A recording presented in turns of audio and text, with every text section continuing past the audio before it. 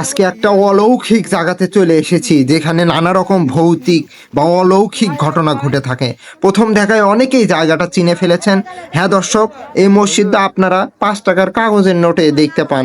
আমি চলে এসেছি কুসুম্বা মসজিদে। আজকের ভিডিওতে কুসুম্বা মসজিদের অজানা কিছু তথ্য আপনাদের সাথে শেয়ার করব। মসজিদের কালো কালো পাথরগুলো দেখলে অনেক ভয় লাগে। তার মধ্যে এসেছি রাতের বেলা। এখানে এখন প্রতি ওয়াক্ত নামাজ পড়া হয়। অনেকেই বলে থাকে প্রাচীনকালে এখানে নাকি সুলতান বাদশাহ বিচার কার্য পরিচালনা করতেন। কুসুম্বা মসজিদ বাংলাদেশের অন্যতম প্রাচীন ও সুন্দর মসজিদগুলোর মধ্যে একটি। এটি নওগাঁ জেলার মান্দা উপজেলায় অবস্থিত এবং সুলতান গিয়াসউদ্দিন বাহাদুর শাহের শাসনামলে 1558 থেকে 1559 খ্রিস্টাব্দ নির্মিত হয়েছিল। মসজিদটি ঐতিহাসিক স্থাপত্য শৈলীর এক অনন্য নিদর্শন এবং এটি ষষ্ঠ দরজার মসজিদ নামেও। পুরো মসজিদটি কালো পাথরে তৈরি, যা উত্তর ভারতের বিভিন্ন স্থান থেকে সংগ্রহ করা হয়েছিল। বাংলায় এ ধরনের মসজিদ অত্যন্ত বিরল। 1857 সালে ভয়াবহ ভূমিকম্পনেও মসজিদটি প্রায় অক্ষত ছিল, যা অনেকের কাছে এক বিস্ময়কর ঘটনা। শত শত বছর পার হলেও এর পাথরের গাঁথুনি ও কাঠামো এখনও মজবুত রয়েছে।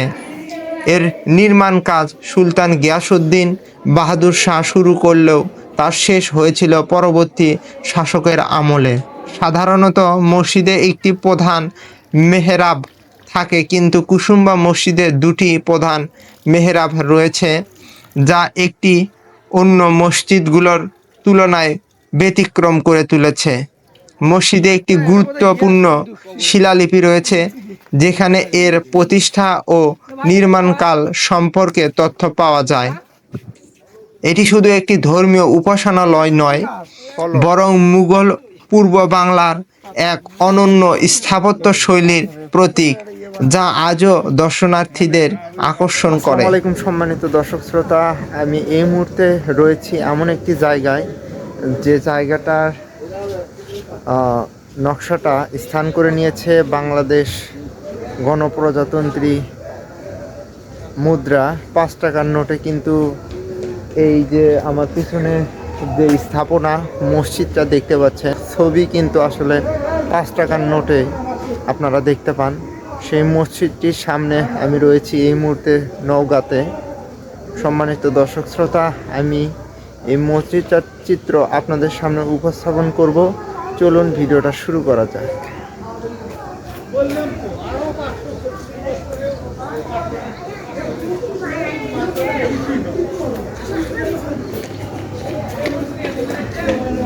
এই মসজিদটার আসলে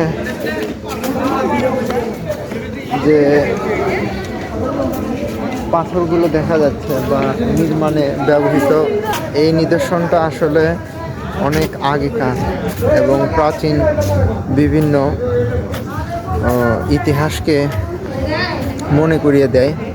আগেকার যে নিদর্শনগুলো ছিল রাজা মহারাজাদের সময়, সেগুলো কিন্তু এই স্থাপনাগুলো দেখলে বোঝা যায় আমাদের নওগাঁ জেলাতে রয়েছে।